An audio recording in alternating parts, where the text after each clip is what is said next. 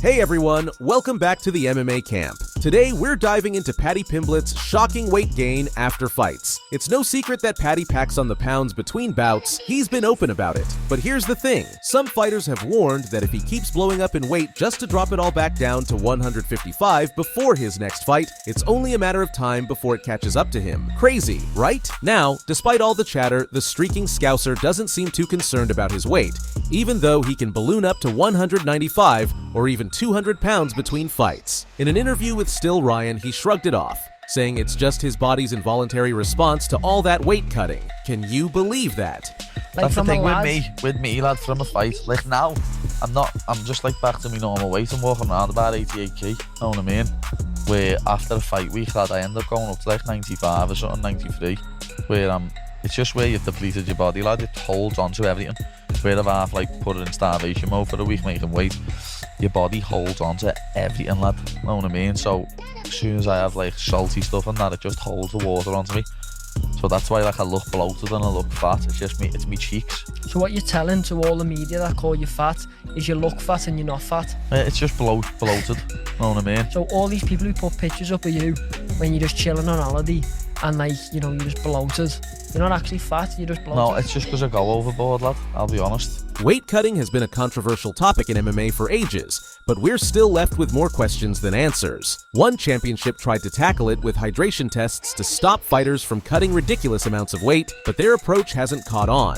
And here in the US, weight cutting regulations are still the same. But here's the kicker. Despite all the weight struggles, it doesn't seem to have hurt Paddy one bit. He's still on fire, going 6-0 since joining the promotion and now sitting at number 13 in the lightweight rankings. And the buzz? Paddy's expected to get a massive fight in the new year. Merab Dvalishvili's intense showdown with Umar Nurmagomedov. As Merab Dvalishvili geared up for his UFC fight with Shah Ali, there was a lot of buzz about the winner potentially facing Umar Nurmagomedov for the title. But the machine didn't hold back. He made it clear he didn't think Nurmagomedov's win over Corey Sandhagen was enough to earn a title shot. The whole thing seemed pretty straightforward. But now, after clinching the title, Dvalishvili has flat out rejected a fight with Nurmagomedov, saying he doesn't deserve it. Instead, he's eyeing a rematch with Shah Ali or a second shot at Peter Yan, especially after his recent win over Davis Figueiredo this past weekend. Talk about drama. Even though the champ has said he'll fight whoever the UFC throws his way, Sugar Shah Ali thinks Dvalishvili is actually scared of Nurmagomedov. On the latest episode of the Timbo Sugar Show, Ali didn't hold back. He gave his take on the whole situation. Umar wants to fight Merab in January. Peter wants to fight Merab in March. I want to fight Merab in April. Merab is absolutely himself terrified of Umar. I think he will do that. He doesn't want to fight Umar. Now he's saying he wants to fight Peter. He wanted to fight me. I mean, it is what it is. As of now, there's still no word on what Peter Yan's win this past weekend means for the bantamweight title race. But back in October, Dana White made it sound like Umar was next in line. So we'll just have to wait and see how this all plays out, especially since the champ doesn't seem all that interested in facing him. Conor McGregor is in hot water once again. After being forced to cough up hundreds of thousands in a civil court case, the former champ is now facing yet another massive lawsuit, one that fight fans will definitely recognize. Back in 2022, news broke that Artem Lobov was suing McGregor for 5% of what he made when he sold a portion of proper number 12 ownership. According to Belfast Live, this legal drama is heading to court in January, and McGregor could be staring down a £7 million lawsuit. McGregor finally spoke out about his recent lawsuit on social media this week, saying, "People want to hear from me. I needed time. I know I made mistakes 6 years ago. I should have never responded to her attempts. I should have shut the party down. I should never have stepped out on the woman I love more than anything in the world. That's on me. As much as I regret it, everything that happened that night was consensual, and all the witnesses swore to that under oath. I've instructed my legal team to appeal the decision. I can't change the past, but I'm moving forward. I'm incredibly grateful for my family, friends, and supporters around the world who've stuck by me. That's it. No more. Back to the gym. The fight game is waiting." Despite all that, McGregor is still facing the fallout from the jury's decision, with companies and brands cutting ties with the former champ. On Monday's episode of the Timbo Sugar Show, the former bantamweight champion gave his take on the situation, especially after their heated beef just a few months ago. Yeah, 250, that sucked, dude. I was listening to this YouTube video this morning, and it was Conor talking about how you lose your, what was the quote? Something about losing your mind in the pursuit of success or greatness, and he's like, once my kids have money, my mom has a mansion, it'll be worth losing my mind over, or something like that. I was like, damn, he literally could say he's kind of lost his mind.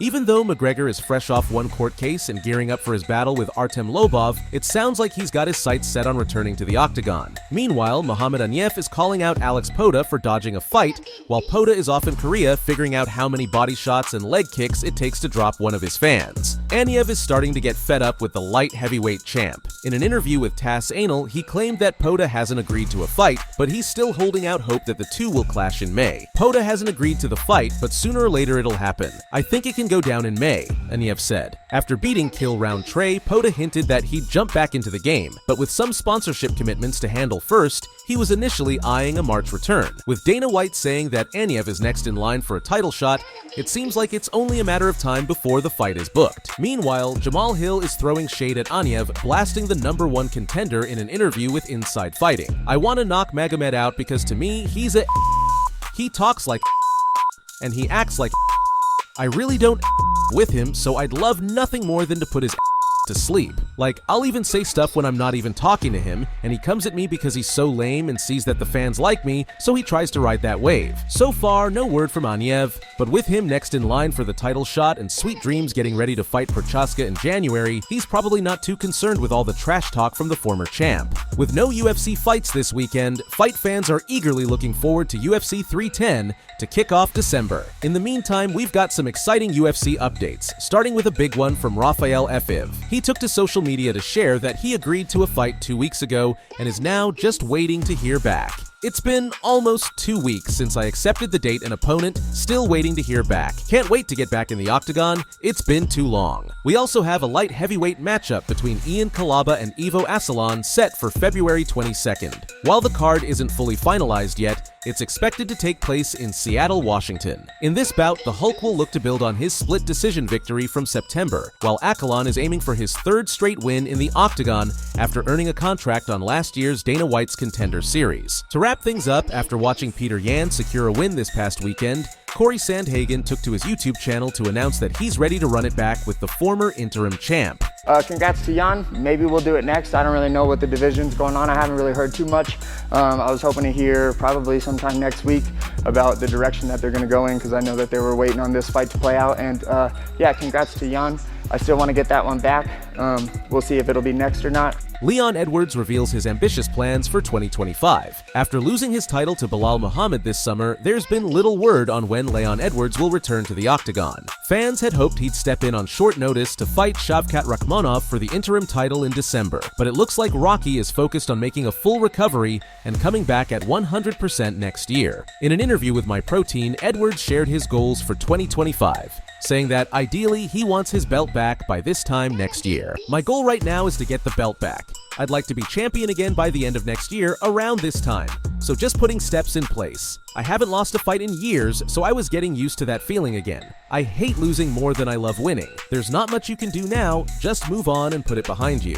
For me, it's about what's next and how to get back to where I want to be. My goal is to be a 2-time world champion. While there's no solid word yet on what Edwards' road back to the title will look like, if he returns in March when the UFC heads back to London, a title shot by the end of the year seems like a realistic goal. However, the winner of the December Shavkat Rakhmonov-Ian Gary fight will likely call for a title shot against Bilal Muhammad, which could complicate things. Rampage Jackson issues a warning to Jake Paul. Jake Paul has now caught the attention of one of the most intimidating MMA fighters of all time, Rampage Jackson. As the former champion gets ready for a boxing match against Rashad Evans next year, Rampage has taken things a step further by calling out Jake Paul for his comments on Conor McGregor's recent lawsuit. During an appearance on the Ariel Helwani show, Rampage fired back at Paul, stating, "After I knock out Rashad, I'm coming for Jake Paul's neck because I see him trying to bully Conor McGregor. So I did a tweet, and I'm waiting for him to tweet me back. He's talking about wanting to fight Conor McGregor in MMA and stuff like that. Conor McGregor is going through some other false allegations and getting sued and all that. So I ain't playing around with Jake Paul. Rashad Evans can get it first,